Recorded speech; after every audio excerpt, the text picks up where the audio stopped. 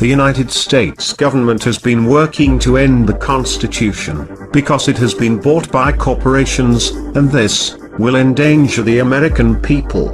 We will not stand by and watch while this government that are controlled by corporations of deception rips away from all of us the freedoms that our forefathers granted us, freedoms that were fought for, bled for, that our ancestors died for.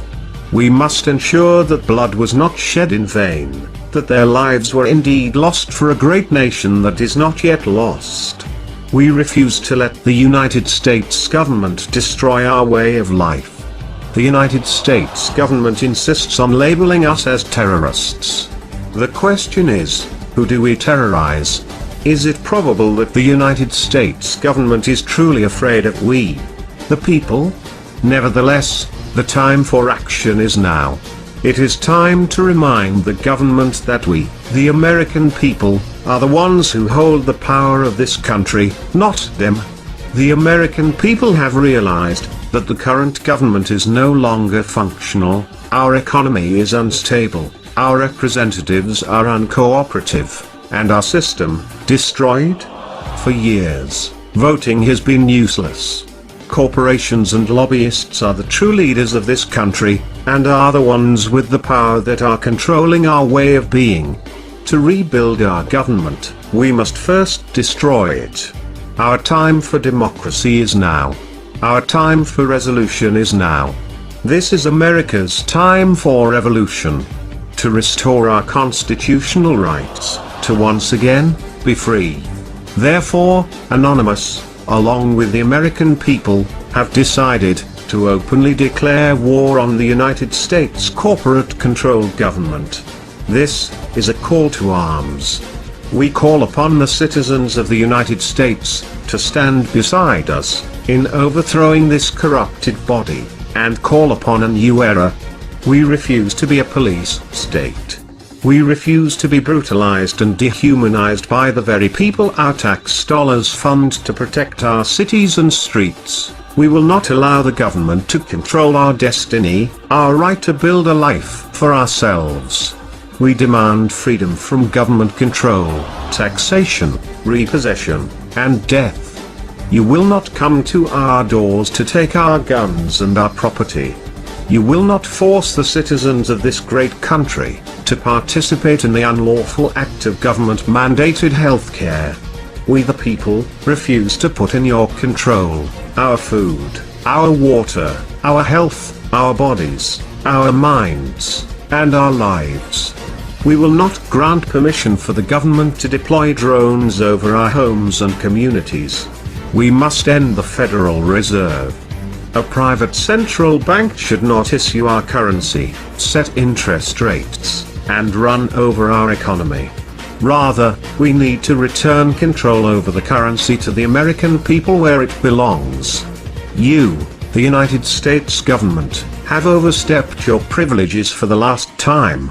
Our peaceful actions, patience and restraint, have been demonstrated, and we watched and waited for our Congress and representatives to speak for the American citizens, to protect us from the tyrants that sits in the Oval Office, and happily strips the American people of their rights, with every new executive orders.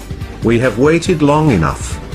The Declaration of Independence establishes the supremacy of the people, and the right and duty to defend the rights of the people over the acts of the government.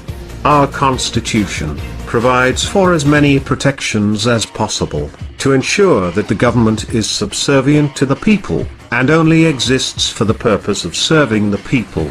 However, should these protections fail, it is up to the people to rise up against the government, and put the government back in its place.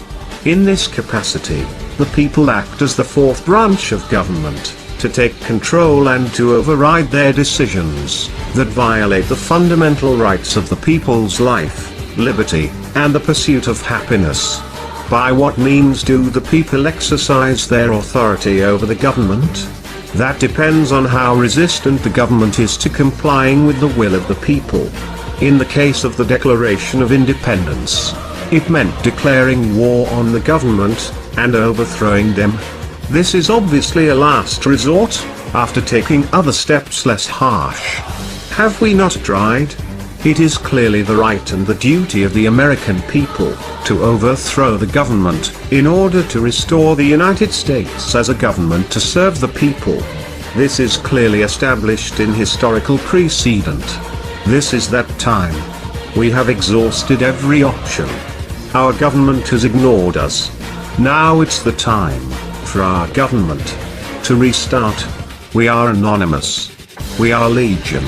We do not forgive. We do not forget. To the now corporate-controlled government, expect us. Are opposed around the world by a monolithic and ruthless conspiracy that relies primarily on covert means for expanding its sphere of influence.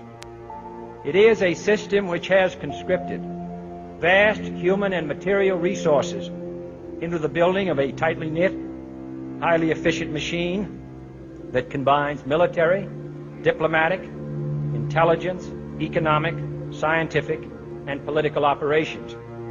Its preparations are concealed, not published. Its mistakes are buried, not headlined. Its dissenters are silenced, not praised. Americans, mobilize. Stand together, stand tall. Tell the government you're mad as hell. No longer cooperate with the government. Do not accept the national ID card. Do everything in your power to restore freedom and your individuality back to America. Stop being a country run by the institutions for the institutions. Let's go back to we the people, by the people, for the people, as opposed to we the institution, by the institution, for the institution. Stop being scared. We have to stand up and do what's necessary to take back, to stop these bankers, this elite, this government full of lies, congressmen full of liars. As Iraq Veterans Against the War, we are resisting an occupation we once risked our lives for. We swore to support and defend the Constitution of the United States of America, but we found out the hard way that the greatest enemies of the Constitution are not to be found in the sands of some far-off land, but rather right here at home. When injustice becomes law, resistance becomes duty. It is time we start meeting oppression with resistance. They cannot stop us. Humanity marches on. The utmost manifestation of love and devotion to America is today, as it always has been, resistance of tyranny. Resist we must, and resist we will. We will not be silent. We will not obey. We will not let our government destroy our humanity.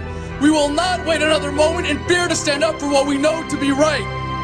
It is time we start meeting oppression with resistance. Northwoods, explain that really quick. I mean, this is 1962. The Joint Chiefs of Staff signed a document that was planning on having fake attacks on American civilians and blaming it on the Cubans to get us to go to war with Cuba. They were going to blow up a drone jetliner. They're going to send a jet into the air and blow it up. Oh my God! And blame the Cubans for it and get us to go to war with Cuba. Planning on having fake attacks on American civilians. The time when the operation of the machine becomes so odious, makes you so sick at heart that you can't take part. You can't even passively take part. And you've got to put your bodies upon the gears and upon the wheels, upon the levers, upon all the apparatus, and you've got to make it stop. And you've got to indicate to the people who run it, to the people who own it, that unless you're free, the machine will be prevented from working at all. I served with Kilo Company, 3rd Battalion, 8th Marines as an automatic machine gunner. There's a term, once a Marine, always a Marine, but there's also the term, eat the apple, F the Corps. I don't work for you no more. And I'm a Marine. I took an oath to defend the Constitution. The Constitution! I didn't take an oath to defend these banksters. And I guarantee you, all you devil dogs out there need to rise up and take over this country and defend the Constitution against these punks. Okay, I'm sick of it too, Alex. You know, I'm a Marine, but I'm sick of this You know, they're using us and they're sucking us dry and they are destroying us.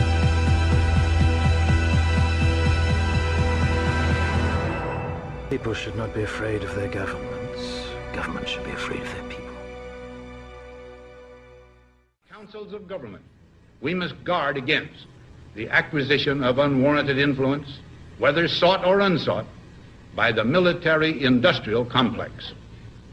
The potential for the disastrous rise of misplaced power exists and will persist. We must never let the weight of this combination endanger our liberties or democratic processes.